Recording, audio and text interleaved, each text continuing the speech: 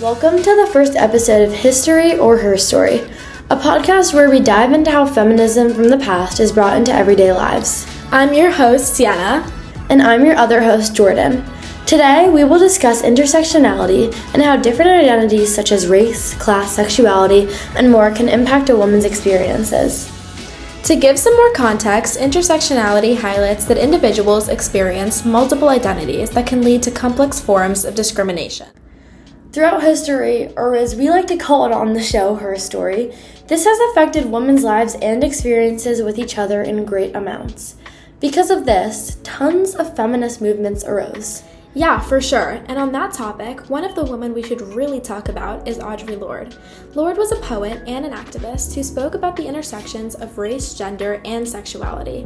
Her main area of activism was Black feminism. Exactly, Sienna.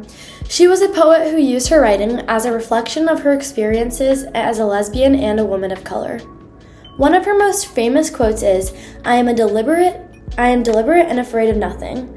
Wow, that line gives me chills literally every time. And she didn't hold back. Another one of her most famous quotes is, "Your silence will not protect you." She believed in speaking up for what's right and that staying silent about injustice was never a choice. Yeah, the girl basically just said, if the system isn't built for you, break the mold and make it your own. And she did just that. She called out racism, sexism, homophobia, all of it. Because she knew you can't fix a problem by pretending it's not there. And that's really something we still do today. Exactly. And that's what intersectionality is all about. Feminism hasn't been the same for every woman. The issues a Black woman might face aren't the same as a white woman does. And the same goes for sexuality, social class, and so many other factors. Yeah, but for a long time, mainstream feminism kind of ignored that. It was like a conversation where only certain voices were being heard, while others were in the background lingering and ignored. That's where Black feminism came in, led by women like Lorde and Kimberly Crenshaw, who actually coined the term intersectionality. They pointed out that feminism needs to work for all women, not just some. Let's pause on that for a second, because Kimberly Crenshaw's idea didn't come out of nowhere. Right. Crenshaw introduced the term in 1989. She used a real-life example from a court case to show how Black women could be discriminated in ways that weren't covered by just their race or their gender. In that court case, the Black women weren't hired, and the court didn't think it was a race issue or a gender issue because white women were hired and Black men were hired, but Black women completely left out. That's intersectionality in action. It's like if you're standing at the crossroad of multiple identities, Black, woman, queer, working class, you're not just dealing with one form of oppression, you're getting hit from several directions at once. And that matters because policies and even social movements often don't take multiple identities into account. It's why Lorde said we can't fight one form of injustice without fighting them all.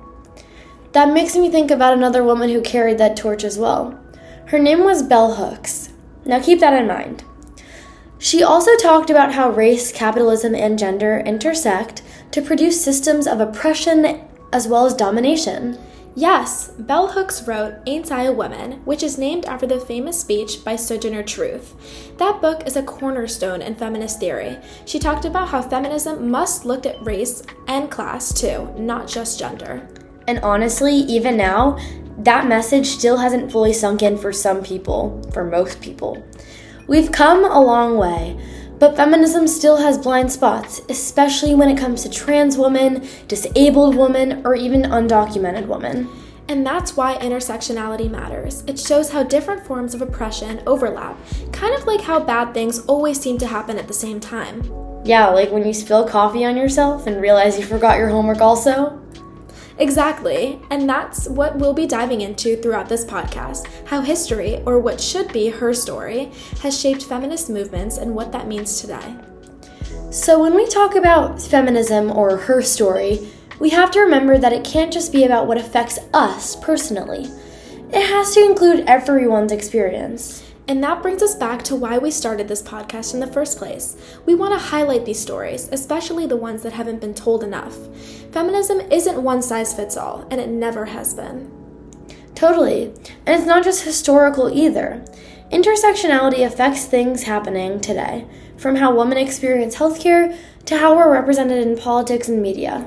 Even the gender pay gap looks different depending on your background. Like, did you know that while white women make about 82 cents to a man's dollar, black women only make about 64 cents and Latinas even less? That's wild. And a clear example of intersectionality in everyday life. You can't just look at gender alone to fix it. So as we go through this podcast series, we'll keep exploring those intersections and showing how her story is made by many voices, not just the loudest ones. Whether it's in the workplace, in relationships, or even in how we learn history in school, intersectionality is everywhere, and we're here to talk about it. So stick around because next episode we're talking about women in leadership. We'll dig into women who've broken barriers in politics, business, activism, you name it. We will even have a guest speaker. It's gonna be historic. Thanks for listening to History or Her Story. We'll see you next time!